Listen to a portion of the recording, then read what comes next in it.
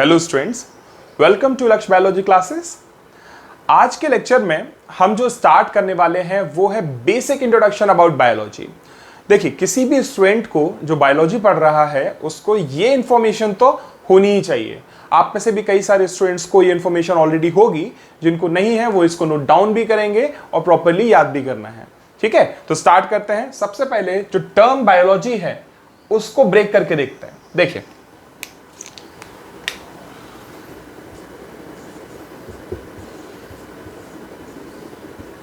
अगर हम biology term को ऑब्जर्व करें तो यहां पे आपको दो पार्ट्स मिलने वाले हैं। This first part, this second part is this one. हम यहां से शुरुआत कर रहे हैं। इस पार्ट को हम लोग बोलते हैं लॉजी, और लॉजी का मीनिंग होता है स्टडी। क्या? स्टडी ऑफ समथिंग, है ना। अब आपको पता है पहला टर्म यहां क्या लिखा था? बायो। बायो मीन्स लाइफ और लॉजी मीन्स स्टडी। तो बायोलॉजी का कंप्लीट मीनिंग क्या हो गया? It is study of life. तो biology is study of life, या फिर ऐसे भी बोल सकते हैं that biology is study of life और लिविंग ऑर्गेनिजम्स, है ना। तो मैं ऐसे लिख देता हूं एक बार इसको। क्या होता है बायोलॉजी?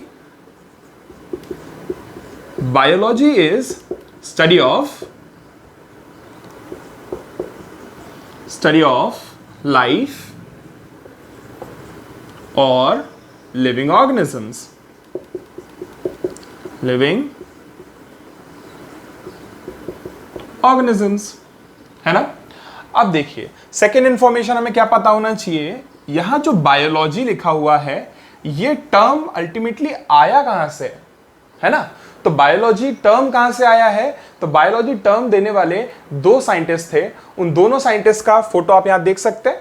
ये दोनों साइंटिस्ट ने किसको डिस्कवर किया है? बायोलॉजी को। इनके नाम क्या है? तो इनके नाम है Lamarck and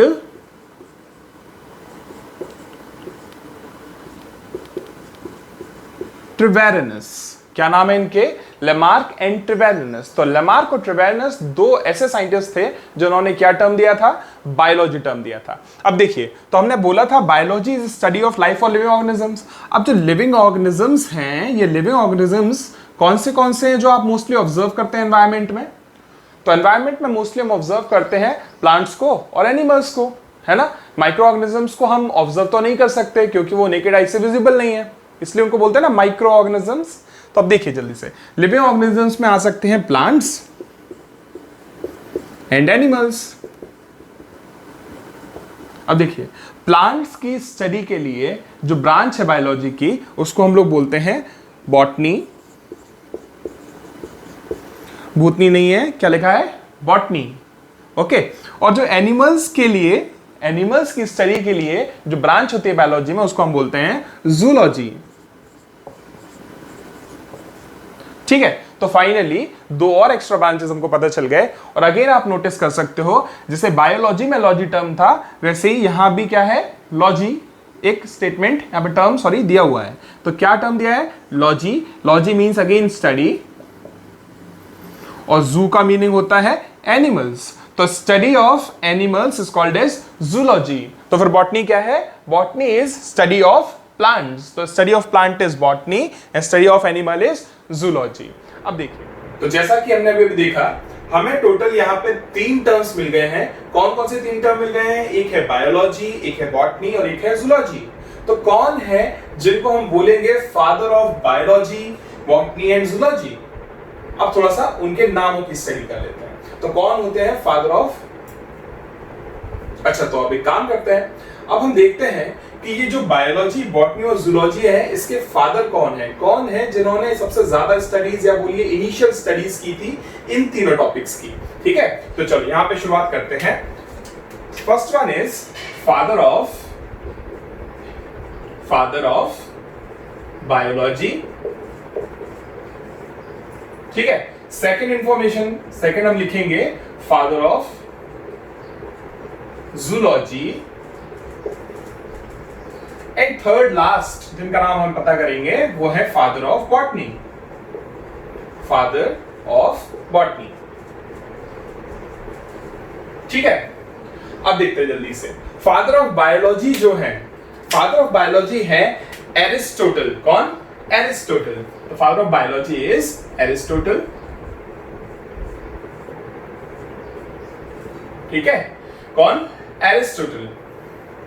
father of zoology देखिए, बिल्कुल यूनिक है नाम, कुछ यूनिक नहीं है एक्चुअली, वो सेम नाम है जो ऊपर लिखा है, एरिस्टोटल। अब बात करते हैं, देखिए फादर ऑफ बायोलॉजी कौन हो गए? एरिस्टोटल। फादर ऑफ जूलॉजी कौन है? एरिस्टोटल। तो ऑब्वियसली फादर ऑफ बॉटनी भी कौन होंगे? बिल्कुल नहीं, फादर ऑफ बॉटनी है थियोफ्रास्टस। ठीक है, अब एक चीज आपको याद रखनी है, एरिस्टोटल और थियोफ्रास्टस एक्चुअली में कौन है? तो Aristotle was teacher and Theophrastus was his student, है ना? क्या रखेंगे? एरिस्टोटल टीचर थे और उनके स्टूडेंट कौन थे? थियोफ्रास्टस। जब फाइनली इनिशियली क्या हुआ, इनिशियली एरिस्टोटल ने जब स्टडी करना स्टार्ट किया बायो को, तो बायोलॉजी में उनको दो टाइप के ऑर्गेनिजम्स मिले, कुछ प्लांट्स मिले, कुछ एनिमल्स मिले। एनिमल्स की डिटेल स्टडी एरिस्टोटल ने खुद की, और जो प्लांट की स्टडी थी वो साइड बाय साइड किसने स्टार्ट कर दी? थियोफ्रास्टस ने। अब क्या हुआ, एरिस्टोटल ने एक बुक लिखी जिसमें उन्होंने एनिमल्स की स्पीशीज को डिस्क्राइब किया था, और थियोफ्रास्टस ने भी एक बुक लिखी एट द सेम टाइम जिसमें उन्होंने क्या किया था? मल्टीपल प्लांट स्पीशीज को एक्सप्लेन किया था या डिस्क्राइब किया था, है ना? तो अब एक और चीज यहां से हमको याद करने के लिए आ गई है कि जो फादर ऑफ जूलॉजी थे एरिस्टोटल, इनकी जो बुक थी और जो थियोफ्रास्टस की बुक थी, इनके नाम क्या थे? तो हमको याद रखना है, इनके बुक के जो नाम है ऑलमोस्ट थोड़ा सेम ही मिलेंगे आपको। जैसे कि देखिए, फादर ऑफ जूलॉजी जो एरिस्टोटल थे, इनकी बुक का नाम था हिस्टोरिया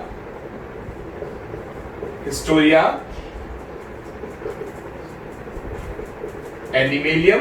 क्या नाम है इनकी बुक का? इनकी बुक का नाम था हिस्टोरिया एनिमेलियम। ये बुक है, क्या है ये? बुक है ना?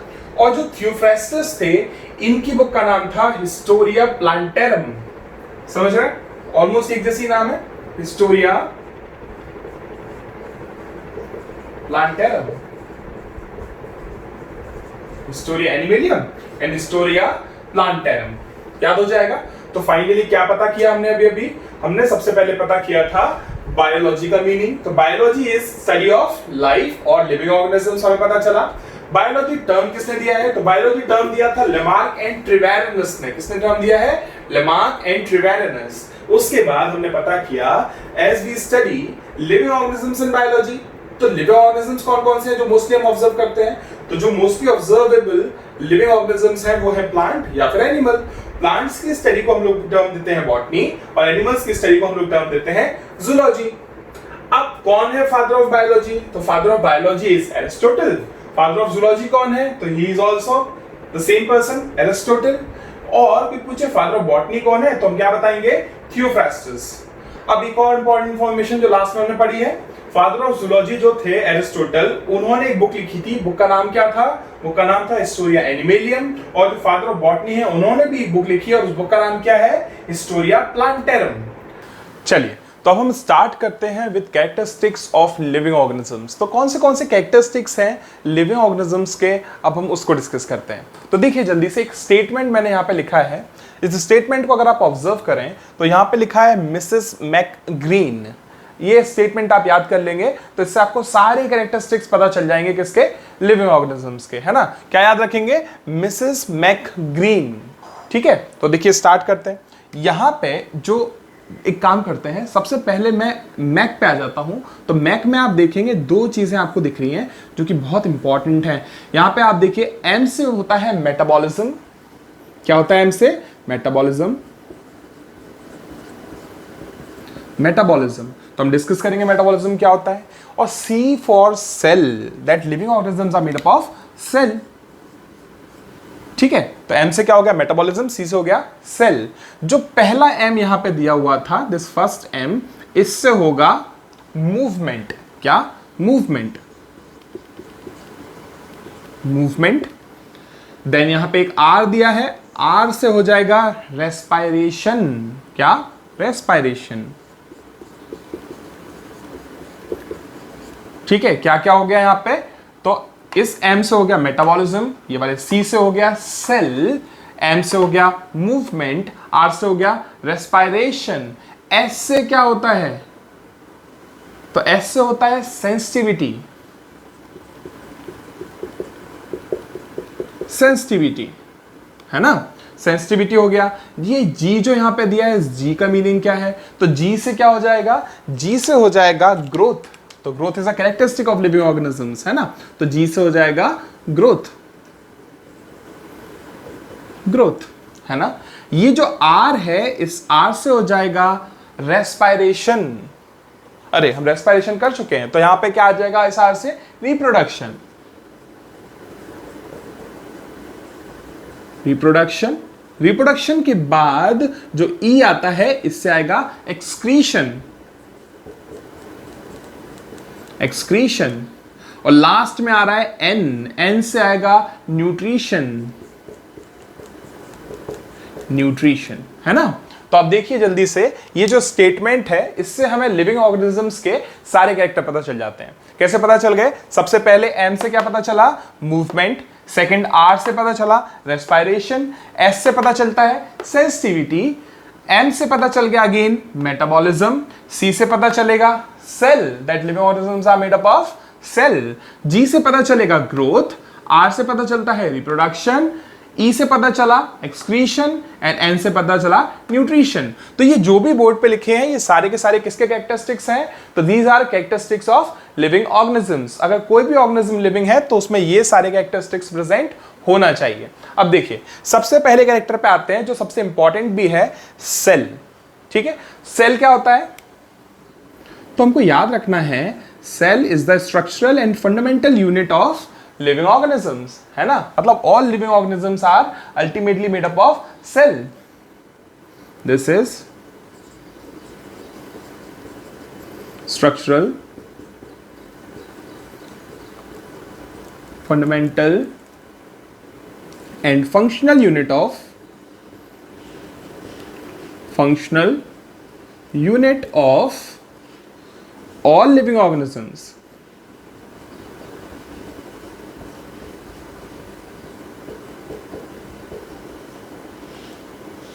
ठीक है, अब एक और चीज क्या याद रखेंगे, जो सेल है, अब ये सिंगल सेल्स भी हो सकती है या फिर बंच ऑफ सेल भी हो सकती है। अगर सिंगल सेल प्रेजेंट है तो ऐसे ऑर्गेनिजम्स को क्या बोलेंगे, ऑब्वियसली यूनिसेलुलर।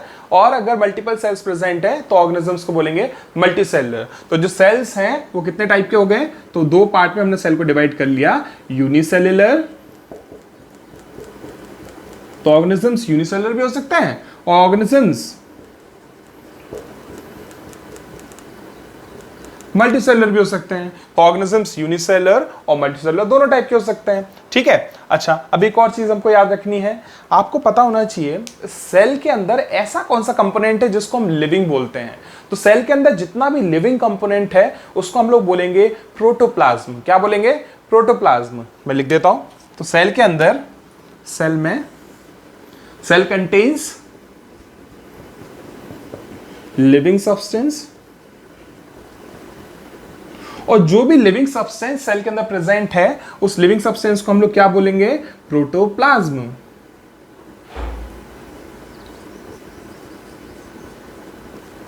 और ये जो प्रोटोप्लाज्म होता है, इसके लिए एक साइंटिस्ट ने बहुत अच्छा टर्म यूज किया था, एक बढ़िया स्टेटमेंट यूज किया था, जो statement exam point of view से, जो एग्जाम आपको आगे जाके क्रैक करना है उसके पॉइंट ऑफ व्यू से बहुत इंपॉर्टेंट है ना। तो ये स्टेटमेंट हमें कभी भी नहीं भूलना है, कईयों बार ये नीट के एग्जाम में आ चुका है। देखिए स्टेटमेंट है, protoplasm is physical basis of life. क्या है statement, statement is protoplasm is physical basis of life. और ये जो स्टेटमेंट है, जो ये जिस साइंटिस्ट ने दिया है, उनका नाम बहुत बार एग्जाम में आया है, तो उनका नाम है जूलियन हक्सले। हक्सले, क्या नाम है इनका, जूलियन हक्सले। तो हमको क्या याद रखना है, protoplasm is physical basis of life. क्यों बोलते हैं इसको फिजिकल बेसिस ऑफ लाइफ, क्योंकि ये वो चीज है जिसकी वजह से हम किसी भी सेल को लिविंग बोलते हैं, है ना। और अगर किसी यूनिसेलुलर ऑर्गेनिज्म की बात करें तो उसमें जितने भी एक्टिविटीज चल रहे हैं वो सारे के सारे विद इन सिंगल सेल ही चल रहे हैं, है ना। तो कोई भी लिविंग ऑर्गेनिज्म के पास में जो लिविंग स्ट्रक्चर, जो मेन लिविंग स्ट्रक्चर प्रेजेंट है, वो अल्टीमेटली है क्या, तो that main living structure is protoplasm, है ना। चलिए, तो सेल के अंदर जितनी भी पार्ट लिविंग है उसको बोलते हैं protoplasm, and protoplasm is physical basis of life. और ये बात किसने बोली है? तो ये बोली है जूलियन हक्सले ने। ठीक है, तो ये नोट डाउन करते जाना है साथ साथ में। अब देखिए जरा एक और चीज याद रखेंगे, ऑर्गेनिजम्स अगर यूनिसेलुलर हैं तो यूनिसेलुलर ऑर्गेनिजम्स में आपको एक चीज पता होगी, कुछ यूनिसेलुलर ऑर्गेनिजम्स जैसे कि माइक्रो ऑर्गेनिजम्स, वो अपने सारे के सारे मेटाबॉलिक प्रोसेसेस, सारे के सारे केमिकल रिएक्शंस एक ही सेल के अंदर कैरी आउट करते हैं। ऐसे ऑर्गेनिजम्स जो यूनिसेलुलर हैं, जिनके पास एक सेल है और साथ में उनके पास मेन या फिर बोले ट्रू न्यूक्लियस प्रेजेंट नहीं है, ऐसे ऑर्गेनिजम्स को हम लोग बोलते हैं प्रोकैरियोट्स। तो यूनिसेलुलर ऑर्गेनिजम्स में कौन आ सकते हैं? प्रोकैरियोट्स आ सकते हैं।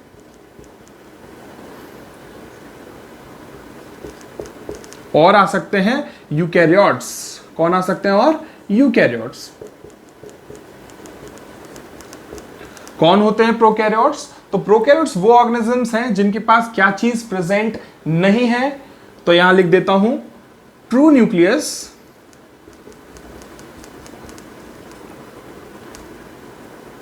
True nucleus is absent.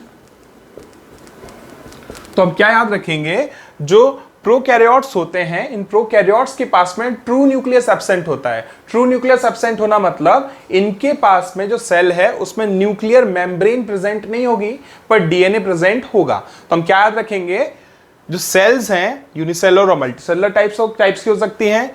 Unicellular में प्रोकैरियोट और यूकैरियोट भी आ सकते हैं। प्रोकैरियोटिक सेल वो सेल्स होती हैं, जैसे कि बैक्टीरिया की अगर हम बात करें, bacteria is a prokaryotic cell. Bacteria के पास न्यूक्लियस प्रेजेंट नहीं है पर डीएनए प्रेजेंट है। तो क्या याद रखेंगे, प्रोकैरियोटिक ऑर्गेनिजम्स वो होते हैं जिनके पास में ट्रू न्यूक्लियस एब्सेंट होता है। और यूकैरियोट्स कौन है? यूकैरियोट्स वो ऑर्गेनिजम्स हैं जिनके पास क्या चीज प्रेजेंट है? ट्रू न्यूक्लियस इज प्रेजेंट, और उस न्यूक्लियस के अंदर डीएनए भी प्रेजेंट होगा। True nucleus is present. तो अगर ट्रू न्यूक्लियस प्रेजेंट है तो कौन सी सेल है? तो है यूकैरियोटिक सेल। और अगर ट्रू न्यूक्लियस एब्सेंट है तो सेल को बोलेंगे प्रोकैरियोटिक सेल। अब देखिए आगे कंटिन्यू कर लेते हैं।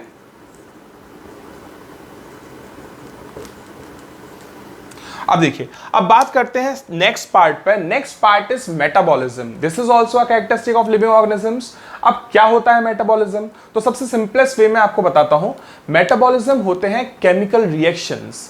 किसी भी एक ऑर्गेनिज्म के बॉडी के अंदर जितने भी केमिकल रिएक्शन चल रहे हैं, उन सारे केमिकल रिएक्शन को मिला के हम क्या बोलते हैं? मेटाबॉलिज्म। तो मैं इसकी डेफिनेशन एक बार यहां पे लिख रहा हूं, ये डेफिनेशन आप भी नोट डाउन करें या याद रखें। तो डेफिनेशन क्या है? Metabolism is sum total of all the chemical reaction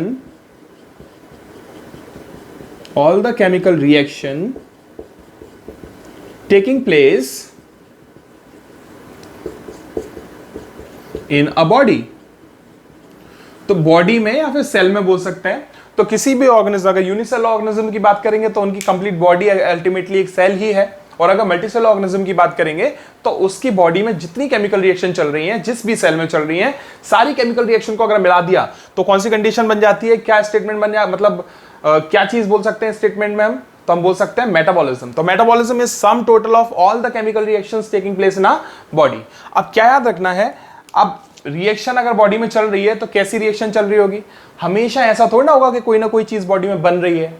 कई रिएक्शन ऐसी होगी जिनमें कोई ना कोई चीज बॉडी में ब्रेक हो रही है।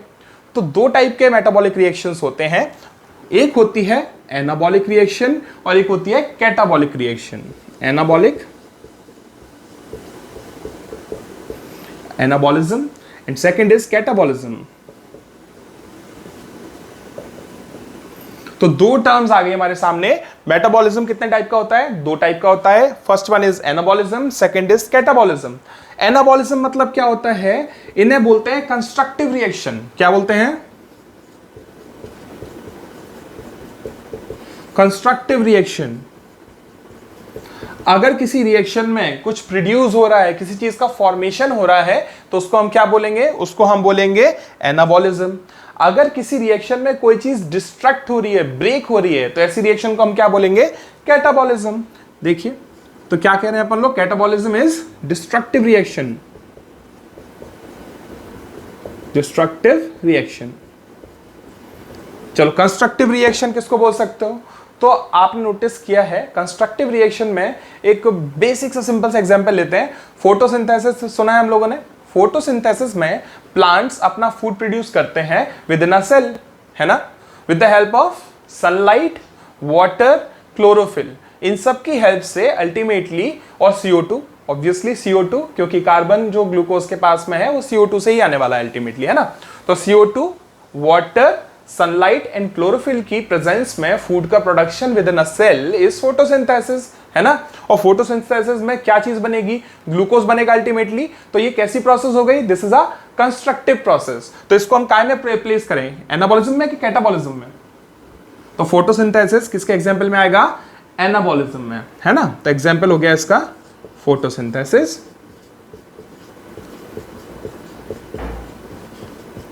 और अगर हम बात करें डिस्ट्रक्टिव रिएक्शन की, तो आपको पता होना चाहिए हमारे बॉडी में हर एक सेल में कैपेबिलिटी होती है कि वो एटीपी को का फॉर्मेशन करे। एटीपी क्या होता है? तो एटीपी होती है energy currency of the cell. हमारी बॉडी कभी भी कोई भी एनर्जी को यूज कर रही है तो वो कैसे यूज कर रही है? तो वो एडिनोसिन ट्राइफॉस्फेट नाम का एक मॉलिक्यूल है, उसके बॉन्ड्स को ब्रेक करके जो एनर्जी मिलती है उस एनर्जी का यूज करती है हमारी बॉडी, है ना। तो आपको क्या पता करना है?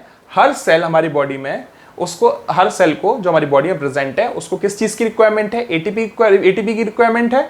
और एटीपी की रिक्वायरमेंट को कंप्लीट करने के लिए या फुलफिल करने के लिए हमारे सेल्स के अंदर प्रेजेंट होता है माइटोकॉन्ड्रिया। कौन प्रेजेंट होता है? माइटोकॉन्ड्रिया नाम का स्ट्रक्चर। और ये माइटोकॉन्ड्रिया ग्लूकोज को ब्रेक करता है और एनर्जी का फॉर्मेशन करता है, ठीक है। तो क्या याद रखेंगे हम लोग? हमारे सेल्स के अंदर एटीपी सिंथेसिस होता है, और जो एटीपी सिंथेसिस हमारी बॉडी में होता है या हमारे सेल के अंदर होता है वो कहां पर होगा? माइटोकॉन्ड्रिया के अंदर होगा। और माइटोकॉन्ड्रिया के अंदर ग्लूकोज को तोड़ के एनर्जी बनाने की जो प्रोसेस है वो प्रोसेस को हम लोग बोलते हैं रेस्पायरेशन। क्या बोलते हैं? रेस्पायरेशन। तो एग्जांपल में क्या आ जाएगा? डिस्ट्रक्टिव रिएक्शन में ग्लूकोज का ब्रेकडाउन करके एनर्जी बनाना, मतलब रेस्पायरेशन। तो जो रेस्पायरेशन की प्रोसेस है this is a catabolic process, और जो फोटोसिंथेसिस की प्रोसेस है it is a anabolic process. Anabolic क्यों बोल रहे हो? क्योंकि फोटोसिंथेसिस में ग्लूकोज का प्रोडक्शन होता है। और रेस्पिरेशन को कैटाबॉलिज्म क्यों बोल रहे हैं? क्योंकि रेस्पिरेशन की प्रोसेस में ग्लूकोज ब्रेक होके एनर्जी बन जाती है। तो क्या ब्रेक हो रहा है? ग्लूकोज टूट रहा है, यहाँ पे ग्लूकोज बन रहा है, इसलिए ये कंस्ट्रक्टिव और ये डिस्ट्रक्टिव। समझ गए? तो अब क्या याद रखना? अभी तक हमने दो कैरेक्टर डिस्कस किए हैं लिविंग ऑर्गेनिजम्स के। पहला कैरेक्टर कौन सा था? तो first one was presence of cell, है ना। Second one was metabolism. Third character पे आ जाते हैं। चलिए थर्ड कैरेक्टर पे हम आते हैं विच इज रेस्पायरेशन। अब रेस्पायरेशन क्या है? देखिए रेस्पायरेशन में हमको याद रखना है, रेस्पायरेशन में बिल्कुल सिंपल में बता रहा हूं मैं क्या चीज होने वाली है। रेस्पायरेशन में सेल को रिक्वायर्ड क्या क्या है? सेल को चाहिए पड़ेगा ग्लूकोज। देखिए सेल को क्या चाहिए? सेल को चाहिए ग्लूकोज। एरो देखिएगा, एरो अंदर जाने वाले अलग दिखाऊंगा, बाहर निकलने वाले अलग दिखाता हूं, ठीक है। तो ग्लूकोज रिक्वायर्ड है सेल को, ऑक्सीजन रिक्वायर्ड है सेल को ग्लूकोज चाहिए, ऑक्सीजन चाहिए। और सेल में एक ऑर्गेनेल है, उस ऑर्गेनेल को मैं यहां ड्रॉ कर देता हूं विच इज माइटोकॉन्ड्रिया। ये इंपॉर्टेंट है। चलिए तो ये सेल हो गई, सेल में ग्लूकोज एंटर किया, ऑक्सीजन एंटर की, और ग्लूकोज ऑक्सीजन दोनों किसके पास पहुंचे? माइटोकॉन्ड्रिया के पास। माइटोकॉन्ड्रिया क्या करेगा? यहां से प्रोडक्शन करवाएगा किस चीज का? तो ये प्रोडक्शन करवाएगा, देखिए आउटवर्ड एरो निकल रहे हैं, ये प्रोडक्शन करवाएगा एटीपी का, और साथ में CO2 को रिलीज करवा देगा। क्या रिलीज हो जाएगा? CO2। तो रेस्पायरेशन की जो प्रोसेस है, पहली बात तो चलती कहां पर है? तो आंसर आएगा सेल में चलती है। कोई पूछे सेल में भी कहां चलती है? तो आंसर आएगा माइटोकॉन्ड्रिया में चलती है ना। तो सेल के अंदर क्या चल रहा है? रेस्पायरेशन की प्रोसेस। रेस्पायरेशन की प्रोसेस कहां पर चल रही है सेल के अंदर? माइटोकॉन्ड्रिया के पास। माइटोकॉन्ड्रिया रेस्पायरेशन करने के बाद बनाता क्या है? तो रेस्पायरेशन के बाद माइटोकॉन्ड्रिया बनाता है एटीपी। एटीपी क्या होती है? तो हम बोल सकते हैं इट इज एनर्जी। क्या होता है एटीपी? एनर्जी होता है। एटीपी का फुल फॉर्म क्या है? तो एटीपी का फुल फॉर्म होता है एडिनोसिन ट्राइफॉस्फेट। ठीक है, तो एटीपी क्या होता है? एटीपी होता है एडिनोसिन ट्राइफॉस्फेट। और हमारी कोई भी सेल अगर थोड़ी बहुत भी एनर्जी यूज कर रही है तो वह एनर्जी किस मॉलिक्यूल को ब्रेक करके आएगी? तो एडिनोसिन ट्राइफॉस्फेट को ब्रेक करके आएगी। कौन सा बॉन्ड तोड़ा जाएगा? फॉस्फेट बॉन्ड, या फिर बोलोगे फॉस्फोईस्टर बॉन्ड को ब्रेक करके एनर्जी आएगी। अच्छा, एक और चीज, ग्लूकोज का breakdown in presence of oxygen within a cell is called as respiration, है ना? तो याद रखिए, ग्लूकोज का breakdown in presence of oxygen within a cell is called as respiration. और इसका एंड प्रोडक्ट क्या होगा? तो इसका एंड प्रोडक्ट होता है एटीपी। ठीक है, और रेस्पिरेशन जो है it is a characteristic of living organism. तो कोई भी सेल अगर रेस्पिरेशन कर रही है या कोई भी चीज अगर रेस्पिरेशन कर रही है तो वो चीज कैसी है? वो चीज है लिविंग। चलिए अब आते हैं नेक्स्ट कैरेक्टरिस्टिक पे, मूवमेंट। अब देखिए, मूवमेंट और लोकोमोशन दो टर्म्स हैं जो हमें पता होना चाहिए। मूवमेंट मतलब होता है ये आप देख रहे हैं, ये क्या हुआ? दिस इज मूवमेंट, है ना? ये क्या हो रहा है? This is again a movement, है ना? पर लोकोमोशन क्या चीज होती है? लोकोमोशन में हम अपनी पोजीशन को स्विच करेंगे, पोजीशन को चेंज करेंगे। तो मैं अभी यहां पे प्रेजेंट हूं, मैं मूव करके इस तरफ जा सकता हूं, तो मैं मूव करके इधर आ गया, है ना? मैं थोड़ा सा और लेग्स को मूव करवा के इस पोजीशन पे आ गया। तो मेरी पोजीशन में अगर चेंज हो रहा है तो इस कंडीशन को हम लोग क्या बोलेंगे? लोकोमोशन। पर मगर एक ही जगह खड़े खड़े मैं अपने हाथ पैर हिला रहा हूं, this condition is not locomotion. इसे हम क्या बोलेंगे? इसे हम बोलेंगे मूवमेंट। क्या बोलेंगे? मूवमेंट। ठीक है, तो मूवमेंट में क्या होगा? मेरी पोजीशन में कोई भी चेंज नहीं होने वाला है, मैं जहां खड़ा हूं वहीं खड़ा रहूंगा, बॉडी पार्ट्स थोड़ा बहुत हिलते रहेंगे, समझ रहे हो? पर लोकोमोशन में क्या होगा? चेंज इन पोजीशन होना चाहिए। तो मैं पहले वहां खड़ा था, अब मैं इधर आ गया, मतलब मैंने क्या किया है? लोकोमोशन किया है। अभी खास चीज देखिए, मूवमेंट जो है ये कैरेक्टरिस्टिक है लिविंग ऑर्गेनिजम्स का, पर लोकोमोशन को हम नहीं बोल सकते हैं कैरेक्टरिस्टिक ऑफ लिविंग ऑर्गेनिज्म। क्यों नहीं बोल सकते हैं लोकोमोशन को कैरेक्टरिस्टिक ऑफ लिविंग ऑर्गेनिज्म? हम सारे इंसान तो चल सकते हैं, आपने डॉग्स देखे हैं, कैट्स देखे हैं, डोंकीज, बफेलोज, ये सब तो वॉक कर सकते हैं ना, मूव कर सकते हैं, लोकोमोशन कर सकते हैं। फिर इनको हम लोकोमोशन को कैरेक्टरिस्टिक ऑफ लिविंग ऑर्गेनिज्म क्यों नहीं बोल रहे हैं? तो हम लोकोमोशन को कैरेक्टरिस्टिक ऑफ लिविंग ऑर्गेनिज्म इसलिए नहीं बोलते क्योंकि कभी भी प्लांट चलते हुए देखा है? हाँ, अभी बालकनी में मैंने एक प्लांट लगा के रखा था, कल नोटिस किया तो उस चेयर केस तक पहुंच गया। ऐसा होता है कभी? नहीं होता है। क्यों नहीं होता है? क्योंकि प्लांट ऑब्वियसली मूव नहीं करते हैं, पर एनिमल्स तो मूव करते हैं ना। तो एनिमल्स मतलब मूवमेंट नहीं, लोकोमोशन। एनिमल्स लोकोमोशन करते हैं पर प्लांट लोकोमोशन नहीं करते हैं, इसलिए लोकोमोशन को हम क्या नहीं मानेंगे? हम इसको कैरेक्टरिस्टिक ऑफ लिविंग ऑर्गेनिज्म नहीं मानेंगे। ठीक है, एक्सक्यूज मी। चलिए अब देखते हैं जल्दी से। तो मूवमेंट जो है ये प्लांट्स में भी होता है और एनिमल्स में भी होता है, पर लोकोमोशन की अगर हम बात करें तो लोकोमोशन प्लांट में नहीं होता है पर एनिमल्स में होता है। ठीक है, तो इसलिए हम लोकोमोशन को लिविंग ऑर्गेनिज्म के कैरेक्टर्स में काउंट नहीं कर रहे हैं, पर किसको काउंट करेंगे? हम मूवमेंट को काउंट करेंगे। ठीक है, तो लीव्स का मूवमेंट आपने प्लांट में ऑब्जर्व किया होगा, लीव्स मूव करती हैं प्लांट की, है ना? ब्रांचेस भी, हवा जब तेज चलती है तो ब्रांचेस का मूवमेंट भी होता है ना? फिर आपने एक चीज देखी होगी, मूवमेंट के नाम पे एक चीज मैं आपको बताता हूं, सीस्मोनेस्टिक मूवमेंट आपने सुना होगा।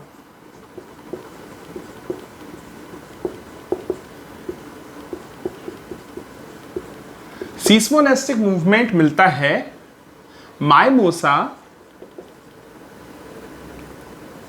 माइमोसा पुडिका प्लांट में। माइमोसा पुडिका एक साइंटिफिक नेम है किस प्लांट का? Touch me not. Touch me not plant सुना है? तो जो टच मी नॉट प्लांट होता है, छुई मुई बोलते हैं इसको, लाजाड़ू भी बोलते हैं, लाजवंती भी, बहुत सारे नाम है इसके, लाजाड़ू, लाजवंती, छुई मुई, टच मी नॉट। तो ये जो प्लांट होता है इसमें क्या ऑब्जर्व कर सकते हो आप? इस प्लांट को अगर आप टच करेंगे तो ये क्या करते हैं? इसके लीव्स और उसके ब्रांचेस, इसके जो पतले पतले छोटे छोटे लीव्स और ब्रांचेस हैं वो एकदम से ऐसे बेंड हो जाते हैं, नीचे डाउनवर्ड मूव कर जाते हैं। तो जैसे ही ऐसे लीफ इरेक्ट है, आप इसको टच करेंगे ये ऐसे डाउनवर्ड मूव कर जाएंगे। समझ रहे हो? तो ये टाइप का जो मूवमेंट है ये किसने शो किया है? एक प्लांट ने शो किया है। तो क्या प्लांट मूवमेंट शो कर सकते हैं? समझ रहे हैं? तो प्लांट में मूवमेंट होगा, एनिमल्स में भी मूवमेंट होता है। अब एक और चीज, सेंसिटिविटी में भी हम इसी एग्जाम्पल को काउंट कर सकते हैं। देखिए, अगर मैंने प्लांट को टच मी नॉट को टच कर लिया तो उसके जो लीव्स हैं, जो ब्रांच है, वो डाउनवर्ड ऐसे बेंड कर जाती है। ऐसे डाउनवर्ड बेंड क्यों कर गई? क्योंकि ये सेंसिटिव है। किसके लिए सेंसिटिव है? तो it is sensitive to touch, है ना। अब एक और चीज, सेंसिटिविटी आपने एनिमल्स में ऑब्जर्व की है कि नहीं की है? अगर बाई चांस ऐसा हुआ, एक मान लीजिए आग जला के रखी हुई है हमने एक तरफ, है ना, ठंड का मौसम था, हमने ऐसे आग लगा के रखी हुई है, बाय चांस मेरा हाथ उस आग में हल्का सा टच हो जाता है या किसी जलती हुई लकड़ी से मेरा हाथ टच हो जाता है, तो क्या मैं अपने हाथ को पुल बैक करूंगा, वापस खींचूंगा? अगर मैं अपने हाथ को वापस खींच लेता हूं, इसका मतलब क्या है? इसका मतलब यह है कि मैं सेंसिटिव हूं। किसके लिए? हीट के लिए। क्या हम सिर्फ हीट के लिए सेंसिटिव हैं? क्या हम टच के लिए सेंसिटिव नहीं है? कई बार ऐसा होता है कि मच्छर हमारे हाथ पे आके बैठ गया, मच्छर मॉस्किटो हमारे हाथ पे आके बैठ गया, जरूरी नहीं है कि वो हमें बाइट करे। कई बार जैसे ही वो बैठता है हमको फील हो जाता है और हम क्या करते हैं, उसको हटा देते हैं। ऐसा क्यों हो जाता है? ऐसा इसलिए हो जाता है क्योंकि हम किसके लिए सेंसिटिव हैं? हम टच के लिए भी सेंसिटिव हैं, है ना। हम प्रेशर के लिए सेंसिटिव हैं क्या? बिल्कुल, हम प्रेशर के लिए भी सेंसिटिव हैं, हम टच के लिए सेंसिटिव हैं, हम पेन के लिए सेंसिटिव हैं। पेन के लिए सेंसिटिव हैं क्या हम? हाँ, कई बार ऐसा होता है। एक चीज सबने फील की है, ये पेन का एक एक्सट्रीम एग्जाम्पल है। आप सबने नोटिस किया है, कई बार हम ऐसे वॉक करते हुए जा रहे होते हैं टेबल के आसपास से, और वॉक करते करते हमारा जो टो है, जो लिटिल फिंगर है पैर में, वो हिट कर जाती है। किसको? टेबल के कॉर्नर को। उसके बाद आपको पेन फील होता है। अगर आपको पेन फील हो रहा है तो आप में कौन सा कैरेक्टरिस्टिक आ गया? सेंसिटिविटी का कैरेक्टरिस्टिक आ गया, और आप क्या हैं? आप एक लिविंग ऑर्गेनिज्म है। समझ गए? तो टच मी नॉट प्लांट में सेंसिटिविटी होती है। देखो, प्लांट में सेंसिटिविटी होती है। एक और चीज, अगर आपको एक एक्सपेरिमेंट बताता हूं, करके देखिए। एक मान लीजिए एक विंडो है, विंडो के पास में एक प्लांट को आप प्लेस कर दो। विंडो के पास में जब आप प्लांट को प्लेस करोगे और कम से कम 20-30 दिन रुक के देखो, आप नोटिस करोगे जो प्लांट का मूवमेंट है वो आउटवर्ड होगा, मतलब टुवर्ड्स विंडो मूव करने लगेगा प्लांट, है ना। और अगर प्लांट टुवर्ड्स विंडो मूव कर रहा है, मतलब कि it is showing sensitivity towards light, है ना। तो याद रखिए, प्लांट जो होते हैं they are sensitive to light. एक और एग्जांपल है सनफ्लावर। आप सबको पता है जो सनफ्लावर होता है उसको सूरजमुखी बोलते हैं। हिंदी में क्या बोलते हैं? सूरजमुखी। क्यों बोलते हैं उसको सूरजमुखी? क्योंकि आप नोटिस करेंगे जैसे जैसे सन मूव करता जाएगा वैसे वैसे जो सनफ्लावर का जो मेन हेड वाला पोर्शन है, वो हेड पोर्शन भी क्या करेगा? कंप्लीटली ऐसे मूव करता हुआ जहां पर सन जाके रुकेगा उसी एरिया पे ये भी रुक जाएंगे। ऐसा होता है। क्यों होता है ऐसा? क्योंकि सनफ्लावर में भी क्या चीज है? सेंसिटिविटी है। किसके लिए सेंसिटिविटी है? तो सन के लिए, या बोलिए सनलाइट के लिए सेंसिटिविटी है ना। तो ये बहुत सारे एग्जांपल्स हो गए। अच्छा, कुछ और एग्जांपल्स भी ले लेते हैं। आपने नोटिस किया है कि रूट्स जो हैं, रूट्स यूजुअली कहां पर ग्रो करते हैं? Below the soil. Below the soil मतलब ये अगेंस्ट सनलाइट ग्रो करते हैं, या ऐसा भी बोल सकते हैं ये टुवर्ड्स क्या कहते हैं, सॉइल ग्रो कर रहे हैं। तो सनलाइट के अगेंस्ट ग्रो कर रहे हैं, मतलब कि they are negatively phototropic. Leave जो रूट्स होते हैं वो कैसे होते हैं? They are negatively phototropic. और अगर हम बात करें कि अर्थ के कॉन्टेक्स्ट में, तो अर्थ की तरफ मूव करते हैं रूट्स, तो इसके लिए हम क्या यूज कर सकते हैं टर्म? इसके लिए हम टर्म यूज कर सकते हैं that roots are positively geotropic. तो रूट्स अर्थ की तरफ मूव करते हैं इसलिए रूट्स आर पॉजिटिवली जियोट्रॉपिक, और रूट्स लाइट से दूर भागते हैं इसलिए उसके इसके लिए क्या टर्म यूज करेंगे? फोटोट्रॉपिक। तो they are negatively phototropic and positively geotropic. तो आपने ये इतने सारे एग्जांपल्स सुने, ये सारे एग्जांपल्स किसके हैं? सेंसिटिविटी के। तो क्या लिविंग ऑर्गेनिज्म सेंसिटिव होते हैं? हाँ। चलिए, तो अब बात करते हैं नेक्स्ट पार्ट पे। तो नेक्स्ट पार्ट इज ग्रोथ। क्या लिविंग ऑर्गेनिजम्स ग्रोथ करते हैं? और ग्रोथ अगर करते हैं तो कौन से ऐसे ऑर्गेनिजम्स हैं जिसमें ग्रोथ बहुत ज्यादा है और कौन से ऑर्गेनिजम्स हैं जिनमें ग्रोथ कम है? तो देखते हैं एक बार। देखिए, जो ग्रोथ है, ग्रोथ एक लिविंग ऑर्गेनिज्म का कैरेक्टरिस्टिक है, और ग्रोथ डिटर्मिनेट भी हो सकती है और इनडिटर्मिनेट भी हो सकती है।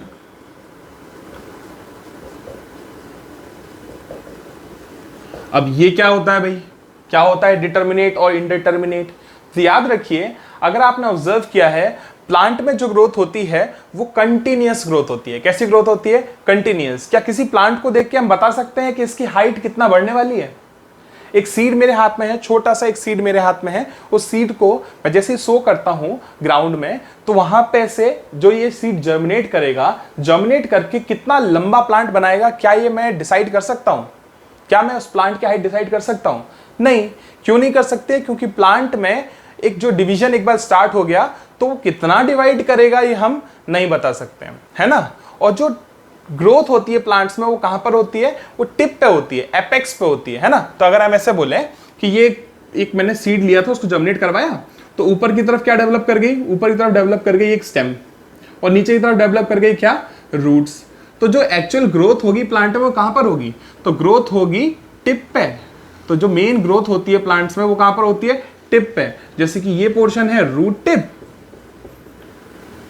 या फिर बोल सकते थे एपेक्स, और जो अपर पोर्शन है उसे बोल सकते हैं शूट टिप, या फिर बोल सकते थे एपेक्स। तो इनकी जो ग्रोथ होती है प्लांट्स की वो कैसी होती है? वो होती है कैसी? Indeterminate growth. इनडिटर्मिनेट ग्रोथ मतलब होती है इनमें कितनी ग्रोथ होगी वो हमें पता नहीं है, हम पता लगा भी नहीं पाएंगे, है ना। तो क्या याद रखेंगे? इनडिटर्मिनेट ग्रोथ किसमें होती है? प्लांट्स में। तो प्लांट्स में कितनी ग्रोथ होगी हमें मालूम नहीं है और पता भी नहीं लगा सकते। अगर हम बात करेंगे डिटर्मिनेट ग्रोथ की, तो डिटर्मिनेट ग्रोथ मिलती है एनिमल्स में। किसमें मिलती है? एनिमल्स में। क्योंकि हम एक अंदाजा लगा के बता सकते हैं कि कोई ह्यूमन होगा तो उसकी हाइट कितनी होगी। एवरेज हाइट की अगर हम बात करें तो मान लीजिए 5.8 फीट एक ऐसी हाइट है जो एवरेज हाइट आप काउंट कर सकते हैं, जो मैक्सिमम इंडिविजुअल्स की होगी, ह्यूमंस की होगी, है ना। तो क्या याद रखेंगे अपन लोग? ग्रोथ कैसे हो सकती है? Growth is a characteristic of living organism. Growth हो सकती है डिटर्मिनेट या फिर इनडिटर्मिनेट। या तो हम बता सकते हैं कितनी ग्रोथ होगी किसी ऑर्गेनिज्म की, तो ग्रोथ को बोलेंगे डिटर्मिनेट, जैसे कि एनिमल्स के केस में ले लें। या तो हम बता ही नहीं सकते कि किसी प्लांट किसी ऑर्गेनिज्म की कितनी ग्रोथ होगी, और इस कंडीशन को हम लोग क्या बोलेंगे? Indeterminate growth. किसमें मिलती है इनडिटर्मिनेट ग्रोथ? तो प्लांट्स में मिलती है। याद हो जाएगा। चलिए अब आते हैं next characteristic of living organism. Next characteristic होता है रिप्रोडक्शन। क्या चीज? रिप्रोडक्शन। तो कोई भी लिविंग ऑर्गेनिज्म में कैपेबिलिटीज होती हैं टू प्रोड्यूस न्यू इंडिविजुअल्स, है ना, ऑफ सेम काइंड, है ना। तो आपको क्या याद रखना है? कोई भी लिविंग ऑर्गेनिजम्स जो है वो रिप्रोड्यूस करते हैं। अच्छा, तो क्या डेड ऑर्गेनिज्म रिप्रोड्यूस नहीं करते? नहीं, बिल्कुल नहीं करते हैं। जैसे कि कभी ऐसा नहीं होगा कि आपने एक पत्थर लिया, एक पत्थर आपने एक कोने में रख दिया है रूम के, और 2 दिन बाद आप वापस आए तो वहां पे 4 पत्थर निकल के आ गए। ऐसा कभी होता है क्या? नहीं होता है। क्यों नहीं होता है ऐसा? क्योंकि वो पत्थर है, it is a living thing, और वो रिप्रोड्यूस नहीं कर सकती है। पर लिविंग ऑर्गेनिजम्स रिप्रोड्यूस कर सकते हैं। हाँ, देखिए अब देखते हैं जल्दी से। तो रिप्रोडक्शन की अगर हम बात करें तो क्या होता है reproduction? Reproduction is production of new individuals similar to parents. Production of new individual similar to parents. इस चीज को हमने क्या बोला है? रिप्रोडक्शन बोला है। और रिप्रोडक्शन किसकी कैपेबिलिटीज में आता है? या फिर बोलो रिप्रोडक्शन कौन कर सकते हैं? तो रिप्रोडक्शन कर सकते हैं सिर्फ लिविंग ऑर्गेनिजम्स, है ना। चलिए सेकंड लास्ट कैरेक्टरिस्टिक्स पे आ जाते हैं। Second last characteristic of living organism is excretion. देखिए, कुछ ना कुछ न्यूट्रिएंट हमने कंज्यूम किए होंगे तो ही हम क्या करेंगे? एक्सक्रीट आउट कर पाएंगे, है ना। तो हम क्या करते हैं? ह्यूमंस के कैरेक्टरिस्टिक में 2 पार्ट बचे हैं। न्यूट्रिशन मतलब होता है किसी ना किसी फूड पार्टिकल का इंटेक। न्यूट्रिएंट क्या होते हैं? न्यूट्रिएंट में आते हैं कौन कौन? Carbohydrate, fat, protein, vitamin, minerals. कौन कौन? Carbohydrate, protein, fat, vitamin and minerals. ये सारे न्यूट्रिएंट को हम कंज्यूम करते हैं, इन न्यूट्रिएंट का ब्रेक डाउन करते हैं। ब्रेक डाउन की प्रोसेस को हम लोग बोलते हैं रेस्पायरेशन। रेस्पायरेशन से हमको मिलता है एटीपी। एटीपी को ब्रेक करके मिलती है एनर्जी। उस एनर्जी का यूज करके हम अपनी मेटाबॉलिक प्रोसेस को चलाते हैं। समझ गए? किसको चलाते हैं? मेटाबॉलिक प्रोसेस को। और जब मेटाबॉलिक प्रोसेस चलेगी तो मेटाबॉलिक प्रोसेस अल्टीमेटली है क्या? मेटाबॉलिक प्रोसेस आ केमिकल रिएक्शन। और जब भी कोई केमिकल रिएक्शन चलेगी तो कोई ना कोई एंड प्रोडक्ट बनेगा, और जो एंड प्रोडक्ट बनेगा उसको हमें क्या करना होता है? एक्सक्रीट आउट करना होता है। क्या करना होता है? एक्सक्रीट आउट करना पड़ता है। तो अगर कोई लिविंग ऑर्गेनिज्म की हम बात करें तो लिविंग ऑर्गेनिज्म फूड को कंज्यूम भी करेगा और उसको एक्सक्रीट आउट भी करेगा। समझ गए? मोस्टली जो एक्सक्रीट आउट हम करते हैं उसमें नाइट्रोजन कंटेनिंग कंपाउंड्स होते हैं। क्या होते हैं? Nitrogen containing compounds. चलिए एक बार फिर से देख लेते हैं फाइनली हमने क्या क्या चीजें आज पढ़ी हैं। तो एक लेडी है, उनका नाम लिखा है यहाँ पे, मिसेस मैकग्रीन। क्या नाम है? मिसेस मैकग्रीन।